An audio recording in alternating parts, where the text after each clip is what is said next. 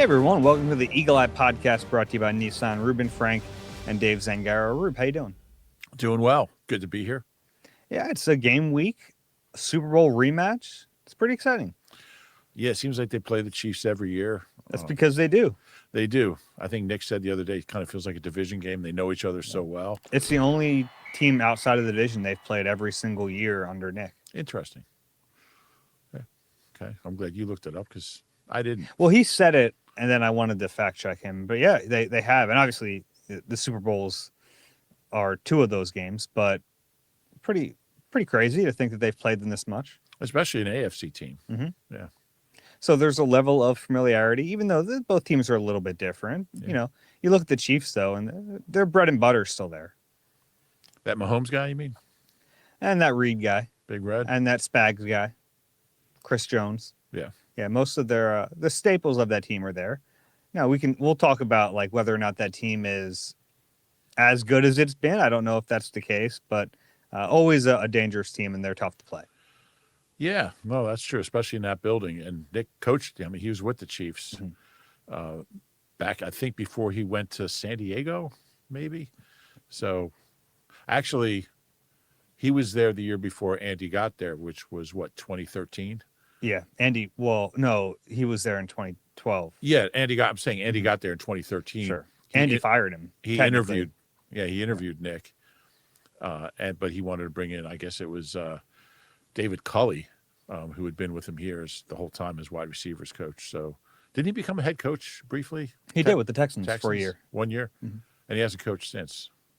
Probably still getting paid by the Texans. Not a bad gig if you can find it. It isn't. Yeah, I got to figure that one out. Get myself fired. We have a lot to get to today. We'll get to matchups in Eagles-Chiefs in a moment, but an update on the injury report this week for the Eagles. We were recording this on Thursday before practice, so still a long way to go in this week. But the big injury news is that Dallas Goedert, his availability is up in the air for Sunday, has a knee injury, so did not practice on Wednesday. But, you know, if the Eagles are prepared to play without any player, it's Dallas Goedert. Not that they want to, but they've had so much experience with it.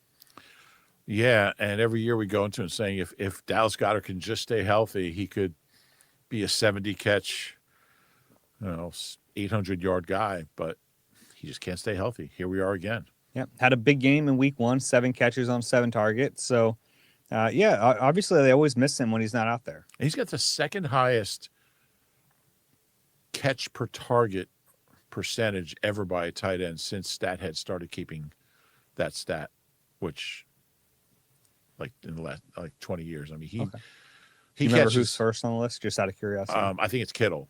Okay. Yeah, among tight ends. But, yeah, tight ends and backs are obviously going to have the highest percentage. But, he's just so solid. He's just got to figure out a way to stay out there, and he hasn't been able to do that. Yeah, I mean, I think we're beyond the point of he's got to figure it out. It's just Not going to happen. This is what it is, and you just hope that he's back for the playoffs, and he has been. So he hasn't missed a playoff game. Yeah, and the Eagles played well without him last year. They had a good record without him, but obviously they miss him if he's not there. So something worth monitoring on that front. Landon Dickerson. They got to get a tight end, right? I mean, this offseason. I mean, not now. I just mean. Oh yeah. They got to figure. Well, yeah. None of their tight ends on the roster right now are under contract beyond this year. So it was actually something I brought up on when we did Birds Huddle this week. An Eagle Eye Takeover of Birds Huddle on Tuesday. I brought up the tight end position because I think it's a sneaky one where, you know, if there's someone who's available who's under contract beyond this year, I could see that being a trade option for the Eagles. That would make sense. Get someone in here who you know you're going to have next year because, yeah, I mean, I'm sure they could sign Calcaterra if they wanted. I don't know if they're going to want to re-sign Goddard. I mean, I don't know how serious this injury is. We'll see what things look like, but I think it's probably more likely than not he's not here next year. I said that last offseason too. It's kind of surprising they did bring him back. I thought it was a good move, but I can see them drafting one too, pretty high. Yeah, I mean, we've said that now for a few years. Yes, we and have. they really don't draft many tight ends. Not many. So that's the biggest newsy item. But when they do, they're usually pretty good. Sure. Selleck or Goddard, it's a pretty good run. And a couple who didn't quite pan out. I mean, the only one who I would say didn't pan out was LJ. LJ had some decent years. Yeah, but he was a second round pick, right? Yeah, he was second round pick, caught a touchdown in the Super Bowl. Okay. He wasn't, I wouldn't say he was a bust. Okay. Yeah, I didn't say it was a bust. Yeah. No, I'm just saying. You may continue the podcast now, Dave. Okay. Landon Dickerson, a limited participant with that back injury. I don't know. I mean, we've seen him tough it out through so many things. At a certain point, you wonder if this is an injury that can heal a little bit with some rest. At what point do you just say, man, take the week off and try to get better for the following week? Yeah, if a week will do it. I just don't know. Backs are tough. If you ever had a back injury, they can be debilitating. So yeah, they got to figure that out because it's not helping anybody if he's got to leave the game. And Brett Toth doesn't get reps. Well, he's getting reps this week. But if he starts the game and you have to make that switch, it's not ideal. Yeah.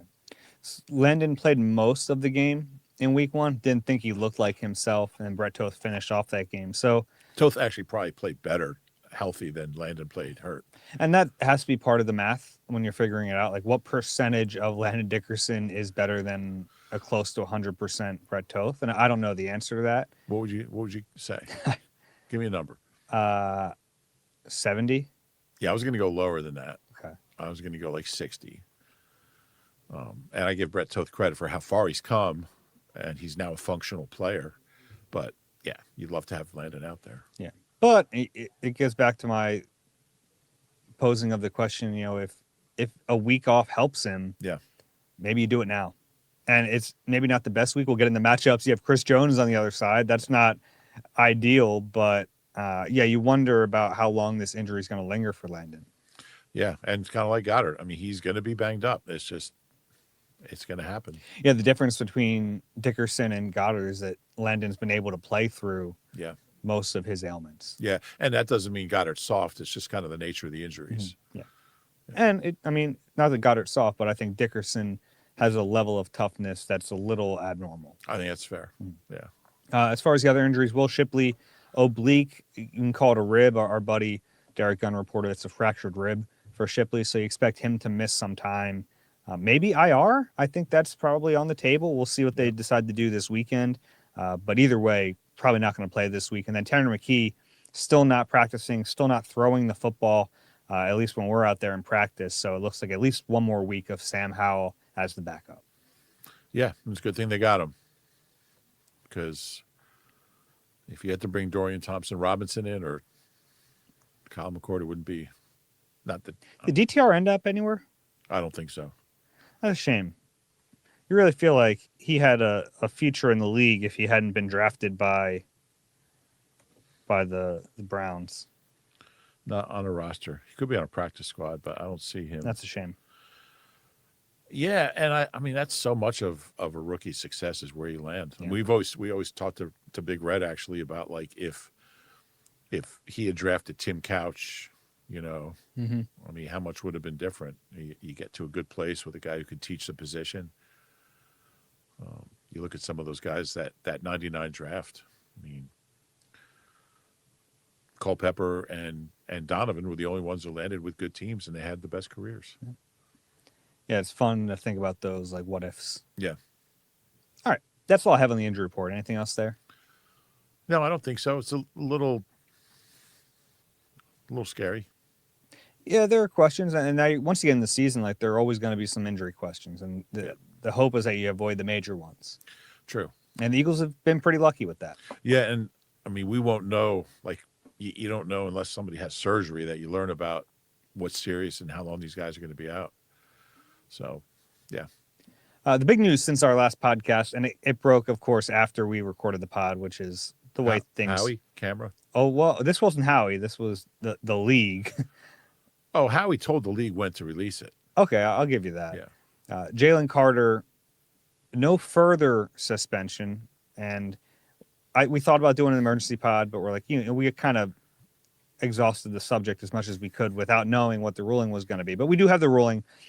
No further suspension for Jalen Carter. The league is very purposeful in its language about this, letting you know that he has already served his suspension retroactively, and he was fined the significant sum of 1 game check for his actions.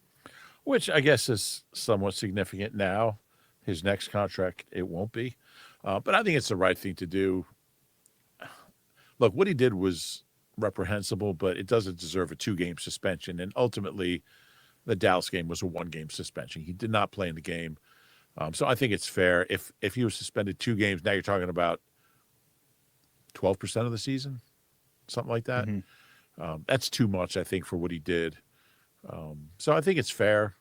The main thing for me is, and I think you asked Nick this, has he learned his lesson? And it's too early to know, but he's just got to be smarter. Yeah, Nick Sirianni wouldn't get into any of the in-house discipline. I can't imagine they would really sit him very much because they need him on the field. Yeah. He just missed a full game.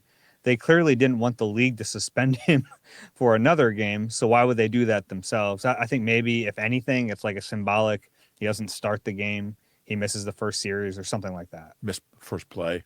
Yeah, I mean, they did that before when he was late for meetings. They went that way. So I could see them doing something like that, but I don't think it'll be like a quarter or a half or anything like that. Yeah, I don't think so either. And I would think if I'm Nick and Jalen Carter is accountable and understands he just can't behave like that, I don't know if there's a reason to, if you like what you hear from him, if you're comfortable with it, then you play him. If you want to sit him, I don't want to sit him the first series, maybe down 7-0, and it could be a 7-point game. I mean, without him against the Cowboys, they really attacked the middle of that field. Yeah. Yeah, and Vic kind of figured things out eventually, and I don't think the delay helped the Cow. I don't think it helped. I think it hurt both offenses. So the team with the lead probably had the benefit. It wasn't a big lead, but the team with a 4-point lead and the ball kind of was in a good position. I still can't get over that. The score ended up the exact same. We could have all just went home. Yeah, it's actually the first game in Eagles history where the two teams combined for 40 or more points in the first half and 6 or fewer in the second half. Wow. And I had to do that without the StatHead score finder, which they got rid of. And I'm kind of quarreling with Katie right now about that, but that's another story. But a series wouldn't shock me, but I don't think it's necessary. And the moral of the story is, if you're going to spit on somebody, do it early. At what point would they have given him the additional game? It's a great question. And the NFL doesn't have to worry about that. They wanted to set the precedent. They did with their wording, hey, if you do this, you're going to get suspended. I don't know. What happens if it is the second series or in the second quarter? We'll never know. But he gets suspended for the amount of time he played.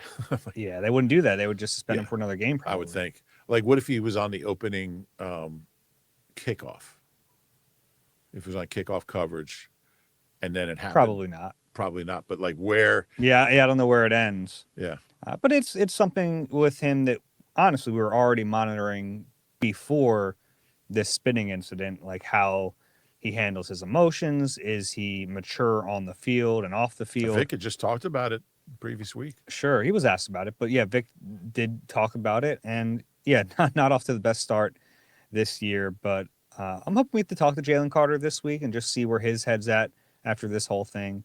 Obviously, the actions, like Vic said, are going to speak a lot louder than words, and he can't do anything to get himself removed from football games. Yeah, and I think anything up until then, you live with it, you're happy with it, it's fine. He's got to be out there. Yeah, he's too good to be on the bench. I think we talked about this maybe on Huddle, that refs are going to be looking for him. And look, this was not a football thing, but he has had a share of personal fouls, and when players develop reputations and refs look for him. So you push a guy into the pile after the whistle, what might not have been a personal foul for some guys might be one for him. So yeah, ask our buddy CJ Gardner-Johnson. Yeah. Once you get labeled, it's tough to remove that label. Yeah. And he's got to be aware of that. Yeah, and it's not just the refs that are going to be looking at him. We saw Dak Prescott was not completely innocent in this whole thing. He obviously didn't do something that warranted his own suspension or his own penalties, but he incited him a little bit. And I think other players around the league are going to see that. And even if you do get a penalty, it's a pretty good trade-off if you get Jalen Carter kicked out of the game. Yeah. So he's got to be aware of that too. Yeah, no doubt.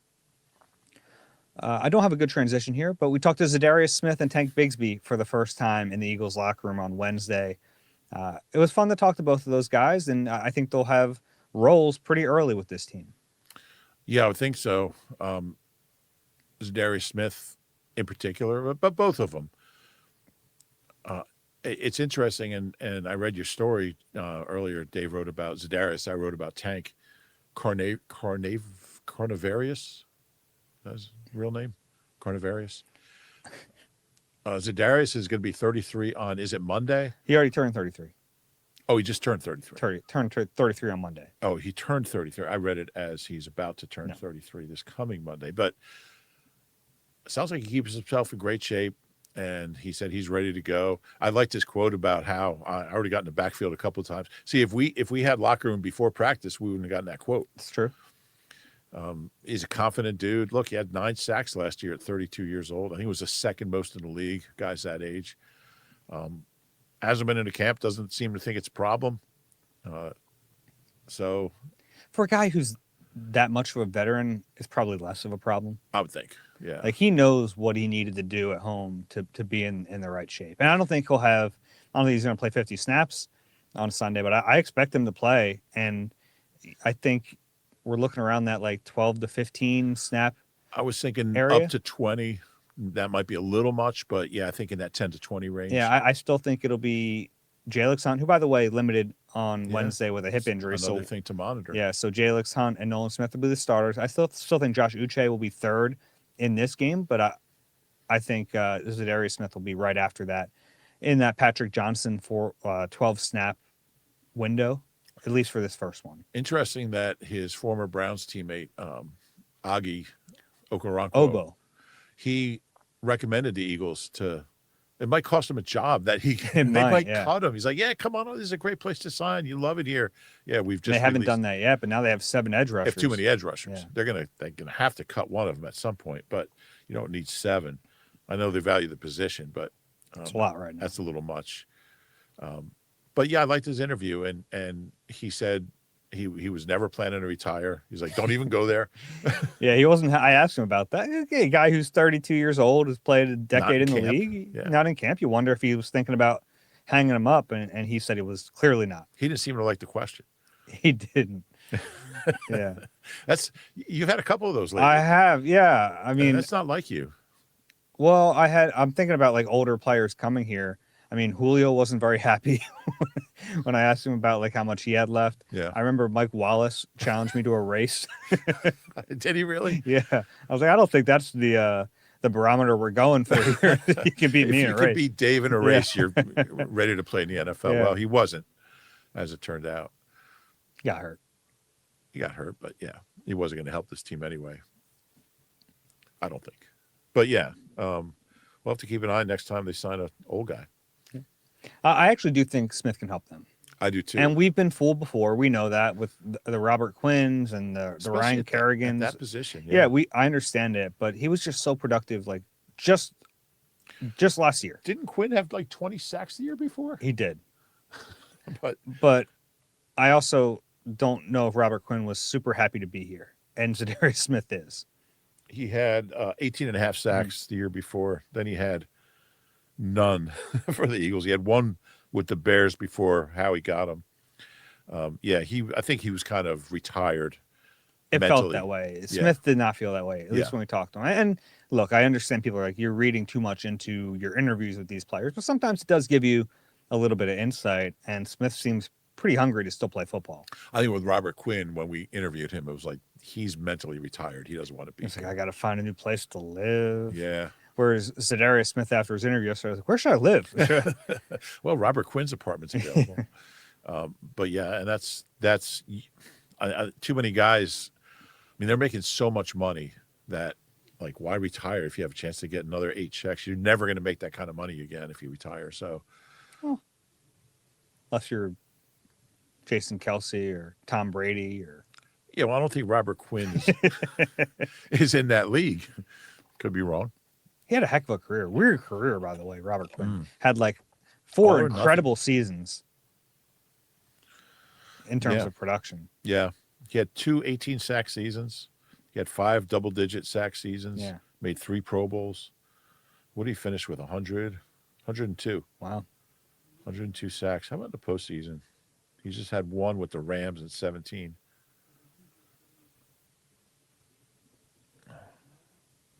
Anyway, enough about Robert Quinn. I didn't know if you had more there. You No, were staring that's at probably your too screen. much. Yeah, okay. Tank Bigsby. Yeah. At least we know he's going to be a kick returner. He was up with the one. It was funny. His very first return that we saw, he ended up fumbling the football. It's like, okay, we're starting off with a low bar, but he looked fine after that. And at the very least, that's going to be his role with this team. But with Shipley out for an undetermined amount of time, he might have to play on offense too. I would think he'd be RB2 if he's physically ready. Maybe not from his week 1 here, just because A.J. Dillon knows the offense so well. They probably trust him a little bit more in pass pro, knowing his assignment. This is a guy who had a good camp from all accounts down in Jacksonville, played opening weekend, so it's not like he was on the street. This is a fun bet for us. Who has more snaps in this game, A.J. Dillon or Tank Bigsby? I think it would. Well, I mean, I would take Dillon. Oh, A.J. Dillon. I thought you were saying Za'Darius Smith, but Dillon versus. Yeah, I would take Bigsby, and kickoff returns don't count. No, just offensive snaps. Yeah, I'll take A.J. Dillon. Okay, We'll we got action. A lunch. Okay. A pavilion lunch. Oh, okay. Okay. That could be pricey. I don't know. I'm a little short this week, but all right. But my thinking is, and he had a funny answer about, were you shocked? Like you always ask players get traded. Oh, I couldn't. I didn't see it coming. He's like, oh yeah, I kind of figured after the first game. They didn't use him very much. He played 14 snaps, had 5 carries, and Travis Etienne played 40 snaps and had 16 carries and 3 catches. Had a great game. Had like 146 yards or something. He's a good player. So he's like, yeah, I don't fit in here. And he fits in here. I mean, kickoff returns, he's pretty good at it. I liked his answers about kickoff returns. He's like, just I'm good at it because I'm tough and I go downhill. Yeah. He says it's like a big run, and it is. Ever since they changed these rules, it's more of a running play. It's about like setting up your blockers and hitting your gaps. And it used to be a pure speed play, but it's not. It's very different now. Yeah. And boy, the numbers last year, 32% of kicks were returned. On week 1, it was like 70s. Yeah, I think it was like 75. Yeah, 73, 75. Yeah, so it becomes a really important position. And it's a good example of trying to win on the margins. Yeah. If the Eagles see the trend, like, oh, no, this is important, let's invest in it, they're going to do it. And I think they tried to when they signed Avery Williams, and it didn't work out for him. But I think that was the first inclination, like, oh, no, they're valuing that position now. I still think Avery Williams is going to have a big role on offense this year. He better for your split squad. Sticking to my guns there. All right. Is that the thing you regret most on this podcast? Oh, it's not even in the top 100. All right, let's take a break. We have matchups coming up on the other side.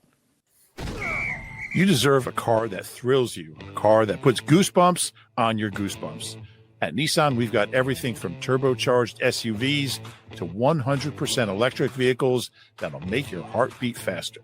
Experience the thrill for yourself and shop your local Nissan store and NissanUSA.com today.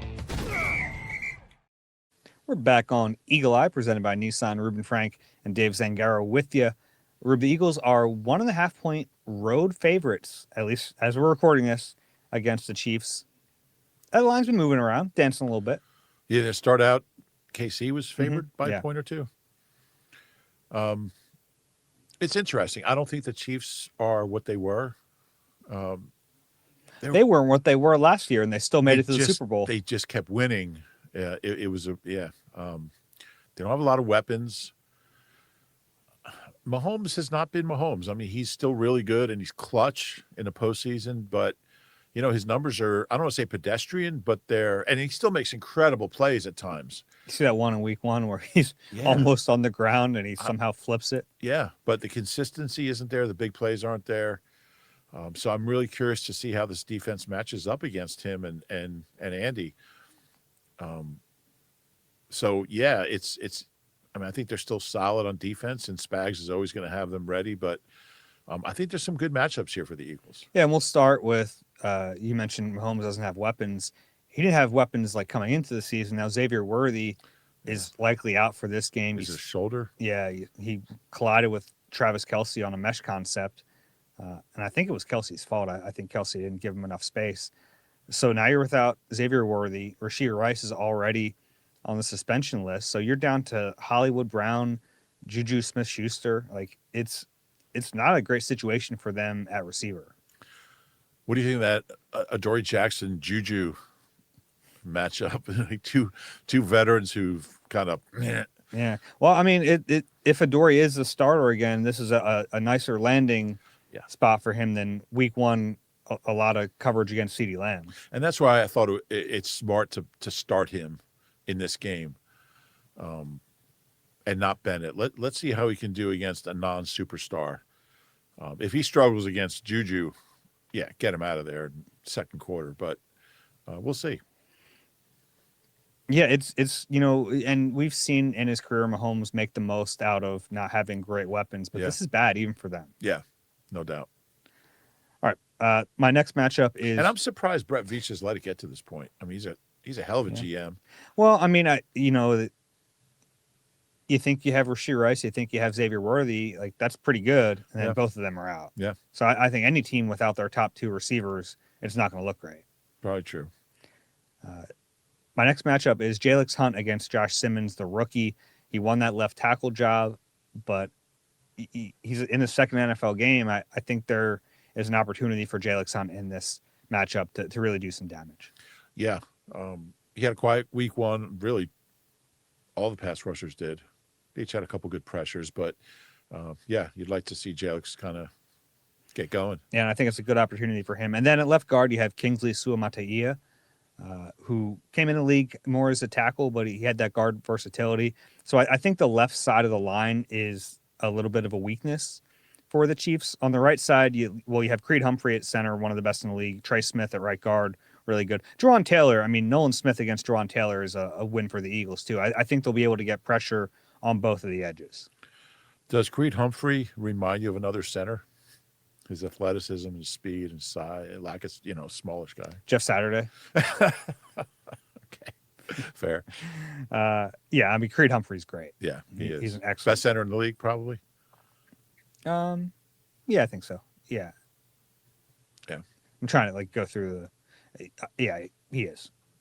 And I was getting at Kelsey. I mean, they're just. Who's that? Not familiar. Jason Kelsey. Yeah, he played center here for. His brother's on the Chiefs. I don't know if you heard. Is that right? Yeah, he just got engaged to. Is it Dua Lipa? Someone. Yeah, I don't know. Someone. One of those singers. Yeah. Katy Perry. I wrote it down here somewhere. What do you expect from Mahomes in this game? Because the Eagles got after him like crazy. 6 sacks in the Super Bowl. 6 sacks, the most he's ever taken in his career. And it was just a dominant performance from the Eagles line. Mahomes probably seeing ghosts for a few months after that. Yeah. I mean, I don't think that's going to happen again. And obviously that pressure led to 2 interceptions as well. I think they were both pressure related, if I remember. I don't think that's going to happen again. But you'd like to see them pressure him. And if you pressure a quarterback who doesn't have weapons, you're in really good shape. Talking about the Super Bowl, did you find Nick Sirianni's answer about watching game tape from that game interesting? Fascinating. Yeah. So he obviously they have to watch tape of the Super Bowl, and I love the dichotomy of it. They spent all offseason pretending that they didn't win the Super Bowl and trying to move on, but they have to watch the tape of that game. It's informative. The teams are a little bit different, but not a ton different, and you have to watch that to try to figure out what you think the Chiefs are going to do in this matchup. And he made sure not to lie. He said, "Yeah, you watch these plays, and there is some emotion tied to it."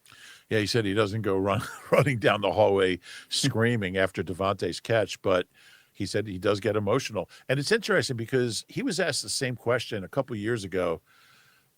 It was probably playing the Chiefs, and he actually had a very different answer. And he said, that when you're watching tape, it's cut ups, and you're not really watching the game in sequence, so it doesn't really, it doesn't hit you that way. But yeah, it was a great answer. It was a good question. Yeah, it has to.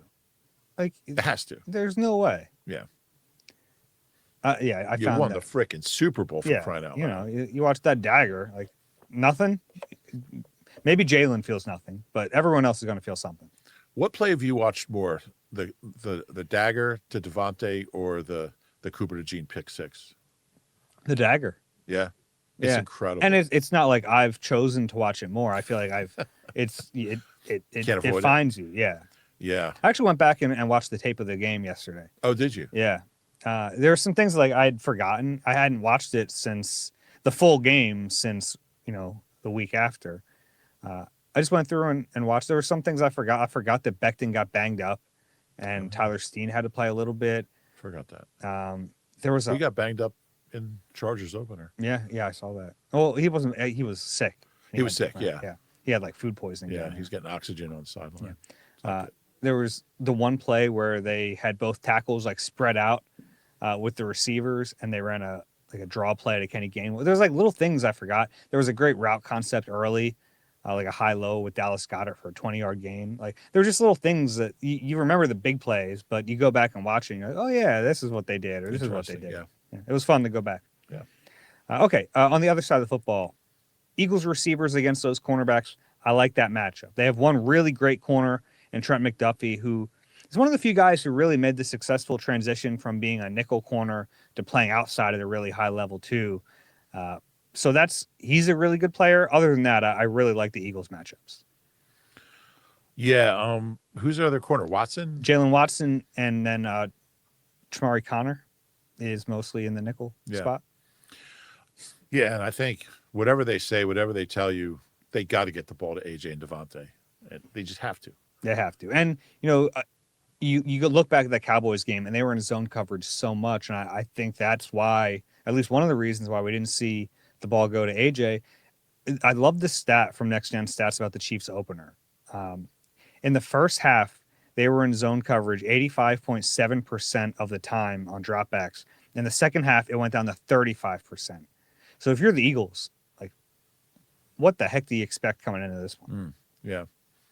And a lot of the times when they were in man, it was Spags dialing up blitzes, which he'll do quite a bit. If that happens in this game, I do think we'll see Jalen give AJ an opportunity in some of those one-on-ones in man coverage. Yeah, I would expect Spags will play a lot of zone and see how long you can get away with it. It's not really his nature to just sit in zone, though. I know. He likes to dial it up. Yeah, he does. But against this offense, after what we saw Thursday, maybe they'll go that way. But the book has always been to pressure Jalen. Yeah. I don't know. Yeah, it's a fun little chess match in this game. It is. The Eagles' interior offensive line, we mentioned the Landon Dickerson injury. You're going up against Chris Jones. And maybe he's not prime Chris Jones anymore. Still pretty good. Still really darn good. Yeah. Yeah, he is. And that's a little scary. Even with Landon, it's scary. How old is Chris Jones now? 31? Something like that. He's working on, he's last 3 years, 3 first-team All-Pros. He made first-team All-Pro at 30. He's so good. The sack numbers aren't what they used to be, but he's probably one of the 2 best interior defensive linemen in the league. Him and Dexter Lawrence. I was going to say Gabe Hall. Yeah. First ballot? Maybe not. I don't know if it's first ballot. Close. I think he'll get in, yeah. Oh, he'll get in, yeah. Gosh. These guys who kind of lived in the shadow of Aaron Donald for a long time. Yeah. 80 sacks, 6 All-Pros, 3 first team, 6 Pro Bowls, won 3 championships. Did you see him getting yelled at in the last game? He was like one of the biggest play of the game. He was on the edge, and he kind of lost contain, and they ran it his way for a first down.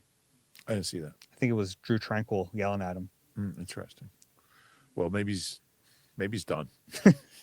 And then the last one is Jalen Hurts against these Chiefs linebackers. Pretty good linebacker core here at the Chiefs. I mentioned Tranquil and then Nick Bolton as well. Bolton, the one that returned that fumble in the first Super Bowl. Was it Bolton? Oh gosh, I don't even remember. I Probably. think it was. But Jalen was so good scrambling in week 1. I wonder how they'll handle that with him in week 2. Yeah, and Nick kind of didn't go along with your theory that Jalen's gotten better at deciding when to take off and when not to. I've been thinking about that. I think he has. I think he has too. I think he has. And maybe the numbers don't reflect that. Yeah, that's not even, I don't know how the numbers could. Yeah. It's more anecdotal. Yeah.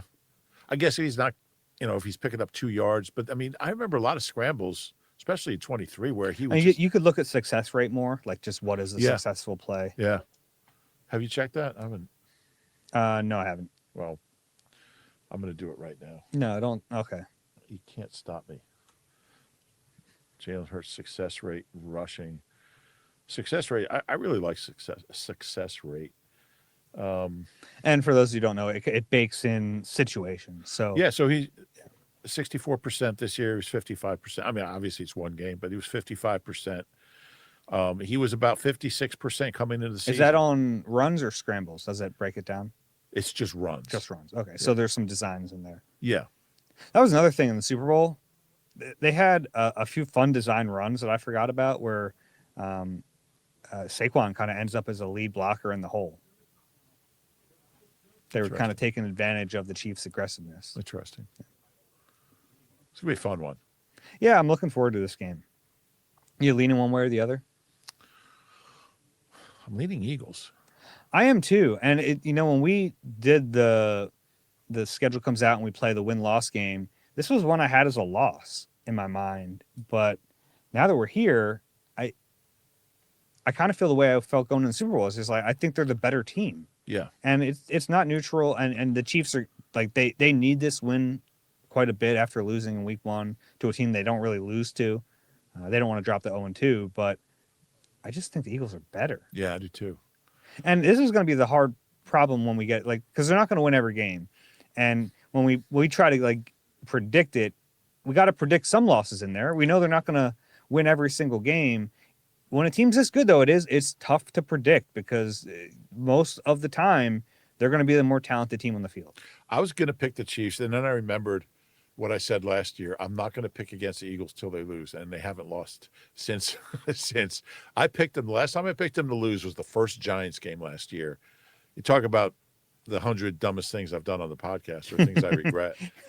I don't know what I was thinking. I just thought the Chargers looked faster and more athletic, and I mean it was a close game. The Chiefs were in it. You get the feeling they're just kind of going on Mahomes and Andy, just their greatness. Andy's only been 0-2 3 times in 26 years. Wow. So then you zoom out on the Eagles and you go, well, they just don't lose. They don't lose many games. They've lost 13 games since the Roots Grown Underground speech. It's crazy. That's insane. That was in the middle of 21. It's now 25. They've lost 13 games since the regular season games. It's an era of Eagles football that we'll never see again. To win at this rate. Yeah. What are the chances we see years of this level of success again? Well, I'll tell you what. That's what I said in 47, 48, 49, and here they are. I remember we did a podcast in 1949, and I'm like, Dave, 3 straight NFL championship game appearances. We'll never see anything like that Dave. Again. I did. I said that to you, but that was in the old podcast studio in the Spectrum. Someone was just furiously writing it down. We did our pods in the convention center back then. Anyway. Yeah, but it is fun. It's every once in a while you got to take a step back and go, wow, this is, and if you're a fan, I think you have to take a moment just to appreciate what you've been seeing. Because it's truly remarkable. It is. It is. And out of those 13 losses, 5 of them were in about 6 week span at the end of 2023. 23, yeah. So pretty amazing. Yeah, it is. All right. We will take another break, and then we have a bunch of questions to get to. I really Okay. want to try to empty out the mailbag Empty out the mailbag before we get to this game. Let's do it. Eagles fans, be a part of the Birds takeover in Kansas City with NBC Sports Philadelphia and Philly Sports Trips with the ultimate tailgate experience. Enjoy all-inclusive food and drinks, live music, and a special appearance by Hollis Thomas. For ticket information, head to phillysportstrips.com. All right, we're back on the Eagle Eye Podcast presented by Nissan. If you have a question for us, Eagle Eye at NBC Uni. That's NBCUNI.com. Live from Shibe Park. QR code is on the screen. When did Shibe Park close? I guess it was in the early 60s. Okay. Because when did it? No, it might have been. They started playing Franklin Field in 57. I don't even know. They didn't play in Franklin Field that long. The Vet opened in 71 or 72. Shibe Park. Yeah. So, as Connie Mack from 53 to 76. Before that, but the Eagles didn't play there. Yeah. No. I'm just saying. It was their last year.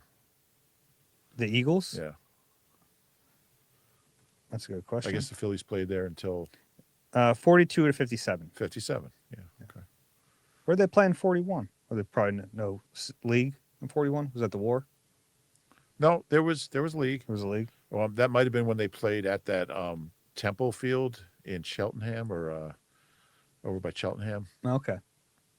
Of course. So now that's where the highest scoring NFL game in history was played. The Eagles only played 3 games there. And one of them they won I don't know, it was 72-6 over some team that disbanded the next day. It was like the Cincinnati Reds or something. Anyway.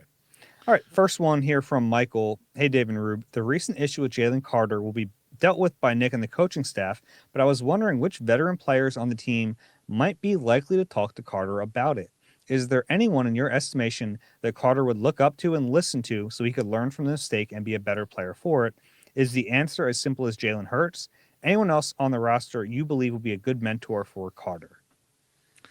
It's a great question. I don't think it'll help him be a better player, whatever anyone, because he's. Well, if he goes on the field, he's a better player. Well, yeah, by definition. But I could see I think there's one obvious answer. Zach Baun's one guy I think of who's. To me, he's not the obvious answer. Well, Jordan is his best friend. It's Jordan Davis. Jordan Davis is his best friend, and I'm sure he'll talk to him. I think Zach Baun carries a little more cachet.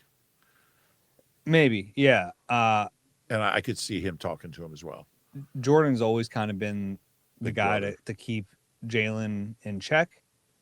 And we actually asked Jordan if he spoke to him about this. And he said, not specifically about it. He said, Jalen apologized to us. We know he's sorry and all that. But, they have that relationship. They're very close. So, and Jordan's always kind of been the leader of the Georgia Dogs here. Obviously, N'Kobe could say something to him too, but it's a little tougher when you're not on the field with them. But I could see N'Kobe saying something as well. Yeah. I just think Zach Baun's talked about how he feels like what he did last year, the contract and just the security he has now and making all-pro finalist for defensive player there. He talked over the summer about how he feels like he needs to take on more responsibility that way. So I could see him saying something as well. Then again, this is one of those situations where everyone knows, right? Jalen knows. Yeah. He got thrown out of a game before he played a snap. So it's not it's almost, when Nick Sirianni talks about he never wants his coaches to tell, he never wants a receiver coach to tell a player to catch the ball. Obviously he wants to catch the ball. It's you got to go next level on that. So, I think there's a chance that one of those guys will say something, but I don't know if they need to. I think they kind of need to with him. It might not be as simple as don't spit on anyone again, but just,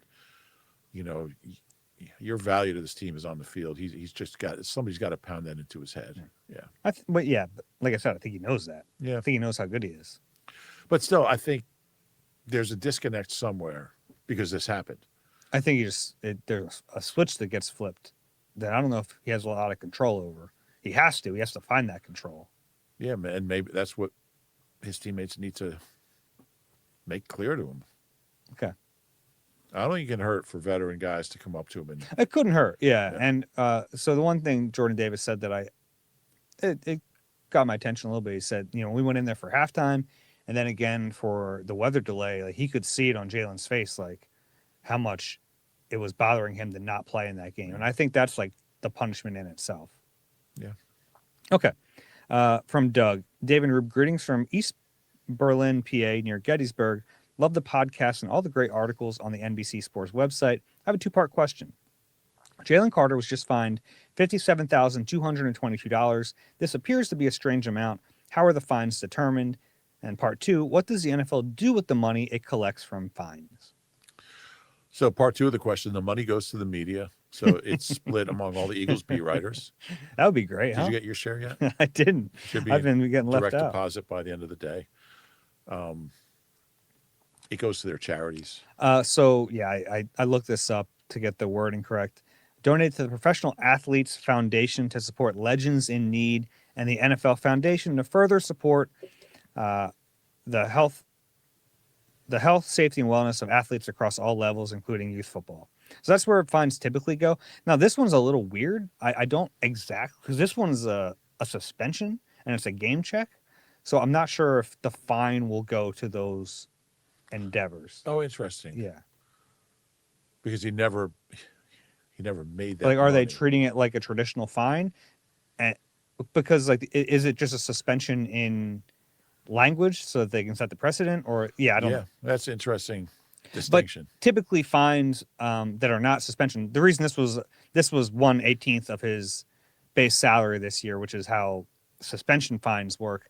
Typically, if it was a fine for like an unnecessary roughness or anything like that, that's all predetermined by the CBA. So it's not like they're just, oh man, that was a really egregious penalty, we're going to dock him more. That's not how that works. Yeah, and the CBA, it's you can get a copy of the CBA. I mean, you can just download the PDF. It's like 700 pages, but you can kind of search for anything, search for fines, and it'll have the whole schedule of this much for this much for that. It's all collectively bargained. Yeah. You ever really go through the CBA? I do. I use it a few times a year. Fines is one of them, especially fines for like absences. You know, if a mandatory is coming up, you want to know how much of the fines can accrue over a 3-day mandatory camp or a training camp. We haven't had to deal with that much here, but in the past we have. Yeah. It's all spelled out in there. Okay. I would just delete it off your laptop after you've finished with it because it takes up a lot of room. It doesn't take up that much room. John, 2 questions. How much do you think A.J. Brown missing time in camp affected his production in Game 1? Jalen got a ton of reps with Jahan Dotson. Maybe he just needs to get his timing back with A.J. They've played a lot together. I mean, whether he was 100% with the hammy, I don't know. But I think Jalen's played so much football with AJ. I don't think that's an issue. Yeah, I don't either. And, I think you snap back into that pretty quickly. Yeah. The second question here, we don't see the usual Eagles grind. Oh, here we go. We don't see the usual Eagles grinding down the defense in the fourth quarter. Do you think the hour-long rest the Cowboys defense got during the lightning delay helped them stay fresher than a fourth quarter D normally would be? This keeping Barkley in check? I stumbled over that question. It was written better than I read it. Would that be in your top 100? No, not even close. I think the delay hurt both offenses. I think that was pretty clear. And I think it's just hard to get back into a rhythm when you've been sitting in a locker room for an hour. You think about, like, how long is halftime? 14 minutes? It's in the CBA, actually. This was an hour and 4 minutes. So like 4 straight half times. And, we saw guys stretching afterwards and kind of sprinting and but nobody, you don't know how to. Did you see the video of Diggs walking around the tunnel trying to find some food?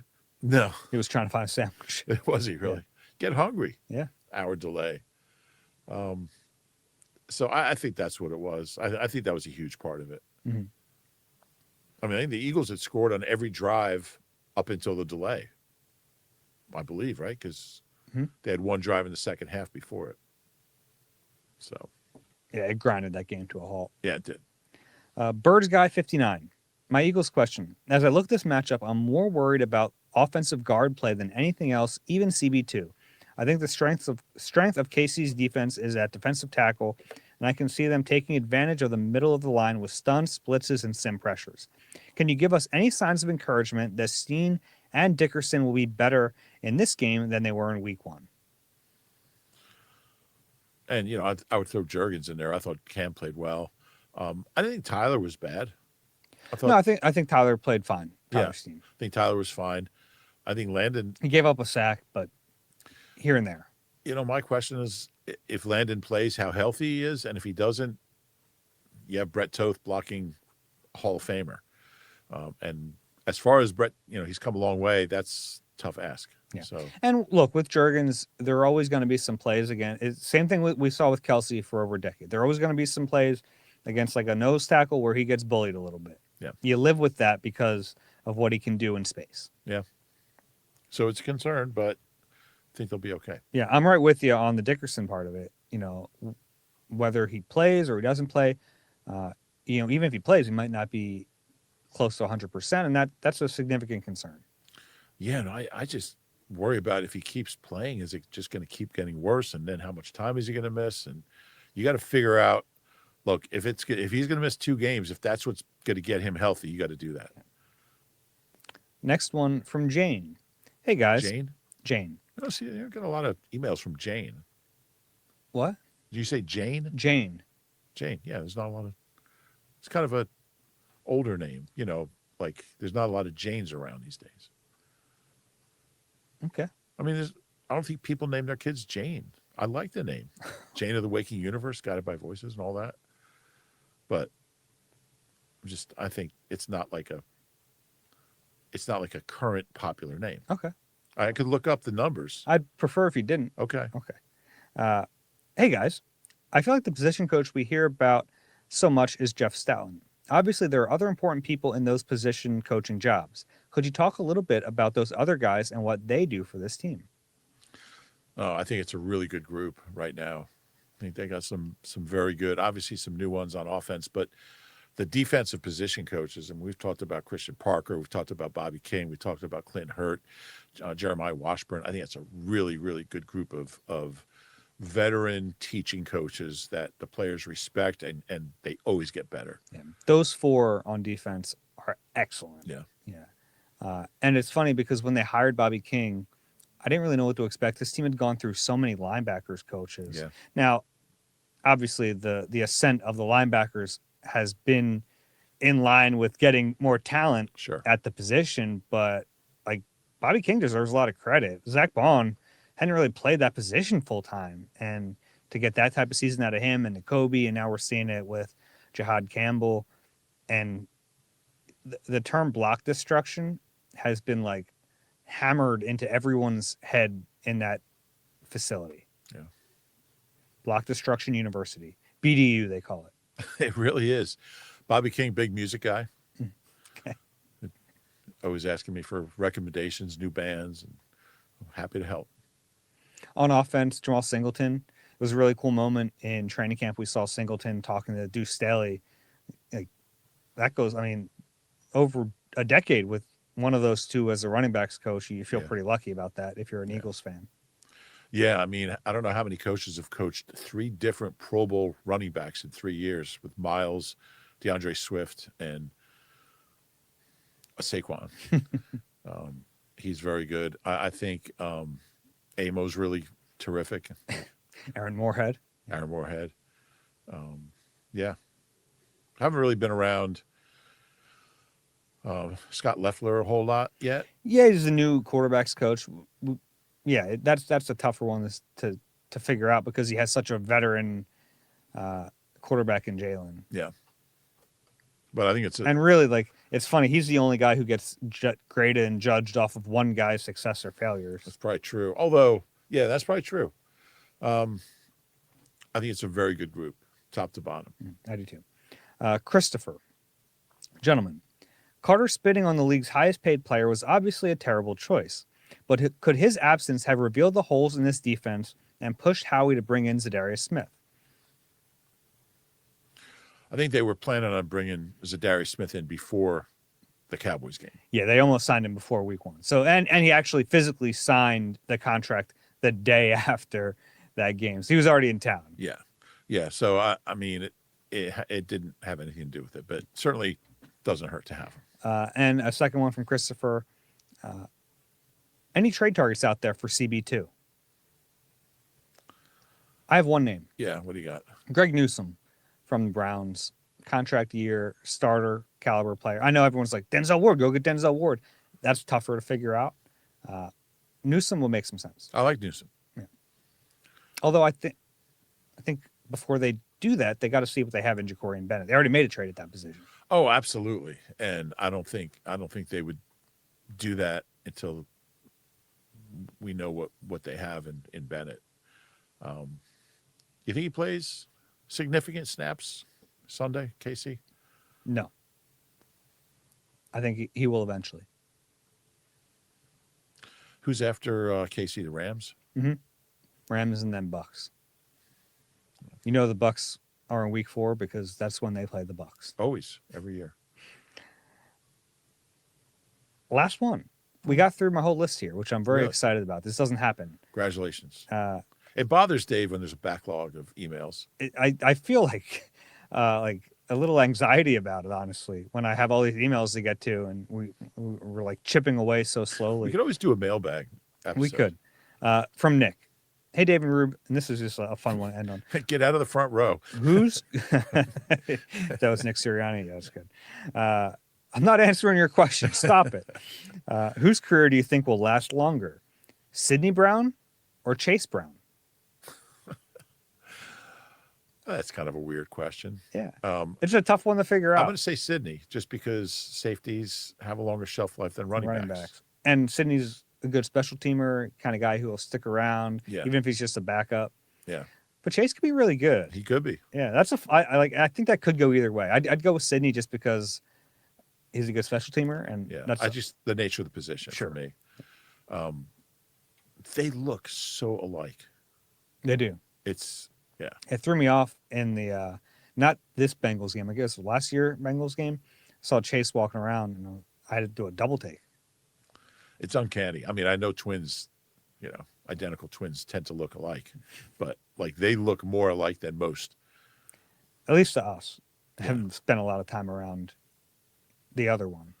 I mean, I guess you look for like certain things and you can kind of tell them. I think Adam and Andrew Berry are very similar looking. Yeah. Do you know any twins? Well, the Eagles had Raleigh McKenzie, and he played guard and center in the league for years, and his brother was a linebacker, and they were identical twins. Yeah, that's weird. How weird is that? Do I know? I don't think I know any twins. My brother-in-law is a twin. I used to be friends with Harmon Killebrew, but your brother's a twin? My brother-in-law. Oh, okay. I was just going to say, I mean, it's possible for him to be a twin and you not to be a twin if you have another brother, but are they identical? Yeah. They look less identical these days, but when my nieces were young, it was like very confusing for them to see their uncle walk in and they think it's their dad. Yeah. Yeah. Did they do stuff with that when they were young, like switch places? Probably. They both ran track.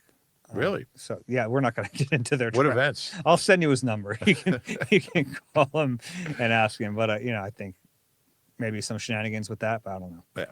All right, we got through the mailbag. If you have one for us, eagle-eye at NBCUni.com. And if you enjoy the Eagle Eye podcast, you know what to do. Please rate and subscribe wherever you get your pods. If you're watching on YouTube, click that like button and subscribe there as well. Rube, final thoughts? Can't wait for Sunday. Should be a lot of fun. We'll have a podcast after the game Sunday. Not too late. It won't be a 2 a.m. podcast. Looking forward to that. Yeah, a little bit earlier. For Reuben Frank, I'm Dave Zangaro. This has been Eagle Eye, presented by Nissan. We'll talk to you soon.